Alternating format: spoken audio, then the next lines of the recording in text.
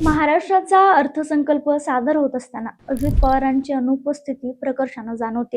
कारण अनेक वर्ष महाराष्ट्राचे अर्थमंत्री म्हणून अर्थसंकल्प सादर करणारे अजित पवार यांच्या विना हा अर्थसंकल्प मांडला जातोय. मुख्यमंत्री देवेंद्र फडणवीस यांनी राज्याचा अर्थसंकल्प सादर केला आणि महाराष्ट्राचा अर्थसंकल्प सादर करणारे ते राज्याचे पहिले मुख्यमंत्री ठरलेत. यावेळी त्यांनी एक महत्त्वाची घोषणा केली. अजित पवार यांचं भव्य स्मारक उभारण्यात येणार आहे. तसेच त्यांच्या नावे अर्थात अजित पवार यांच्या नावे आता एक पुरस्कार देखील दिला जाणार असल्याची घोषणा करण्यात आली. ही घोषणा करत असताना देवेंद्र फडणवीस भावुक झाल्याचे पाहायला मिळालं. ही घोषणा करत असताना ते म्हणाले, माझं मन अत्यंत जड झालंय. अजितदादा आपल्यात नाहीत. त्यांच्या जाण्यानं न भरून येणारी पोकळी निर्माण झाली. अजित पवारांनी तब्बल 11 वेळा महाराष्ट्राचा अर्थसंकल्प सादर केलाय. आता ते आपल्यात नाहीत आणि त्यांच्या स्मरणार्थच आता भव्य स्मारक उभारण्यात येणार आहे आणि त्यांच्या नावानं गतिमान नागरिक पुरस्कार सुरू केला जाईल.